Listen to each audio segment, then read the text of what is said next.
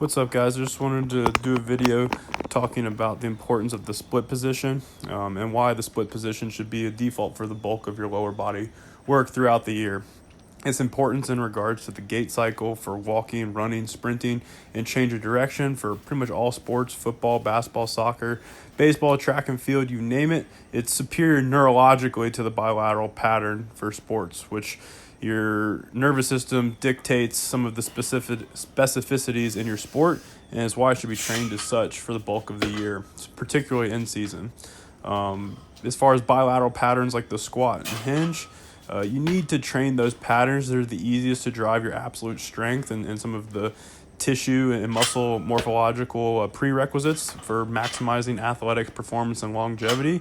However, neurologically, you are always outputting your sum of inputs. And I find that the split input should make up the bulk of your yearly strength and fitness training if you're serious about being a better mover.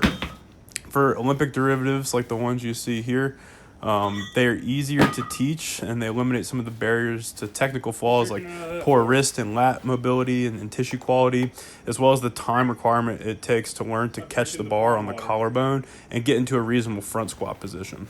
I think a hang clean and a front squat are necessary for well-rounded athletic development, but only a small piece of the larger equation.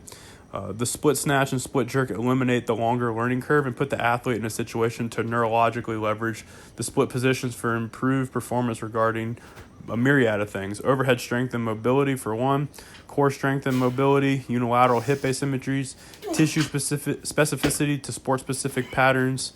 The list goes on. Some of these other variations that you'll see in this video are great for teaching the athlete different qualities like acceleration, deceleration, change of direction, specific patterns, and neurological and tissue contractile inputs that directly correlate onto the field or just generally in life, like we talked about with walking and running. That first one you saw, the split drop catch, very important when you're trying to train deceleration and teaching an athlete to relax and then contract the tissue in that split position. The second one that you saw is you'll see is the scissor split drop, which is better for an acceleration and thigh switch co-contractions between hip flexion and hip extension of those opposing legs. And then the third one you'll see is a split oscillation. Rhythm and elastic training needed in change of direction sports, and the co-contractile properties for healthy knees, hips, and spine. And then lastly, and this one kind of goes without saying, but heavy split isometrics, absolute strength and neurological specificity to gait is just a really good exercise for layering on tissue and keeping the hips in a healthy position at a high load to keep the spine happy and to make sure that each leg is symmetrical independently of one another. Not to mention some of the more important pieces like hip internal rotation, which drives all of sports-specific performance, right? So whether you're an upcoming athlete or an aging athlete or just a regular fitness enthusiast, the more you can naturally improve anatomical properties that facilitate better locomotion, you're feeding the wolf and becoming a better overall you, right? Pretty much all of these positions are going to help drive more hip internal rotation, allow the body to resist external rotation, and more neurologically target the glute and psoas complex, which in turn relates to a more efficient and fluid gait pattern that doesn't result in an implosion of inputs that results in knee and low back things and all of the issues that you see common in physical therapy pathologies. Anyways, I hope you guys enjoyed the video, and if you have any questions about where these go specifically in a program, I drop some more specific information on my Instagram posts. But essentially for the Olympic derivatives, you want to shoot for body weight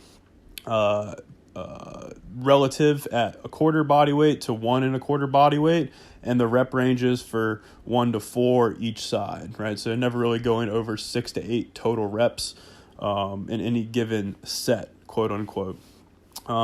For the split drop catch, the scissor split drop, and the split oscillation, these are really good to do in, again, reps of 1 to 4. If you're going heavier, and the body weight relativity, again, in about quarter body weight to body weight. You don't want to go too heavy on these because the goal is working velocity and the relaxation and contractile tissue properties, right? The last one, the heavy split iso, this is the one where we can really work relative strength, and I like to see people at body weight to maybe even 2-3 times body weight from anywhere 5 to 60 seconds, right? For the 2 to 3 times body weight, 5 to 10 seconds is a sweet spot. For the 1 to 2 times body weight, pushing it for 10 to 60 seconds is a great way to train the connective tissue more so than the actual muscular tissue. So I hope that helps you guys, and I hope you give it a try.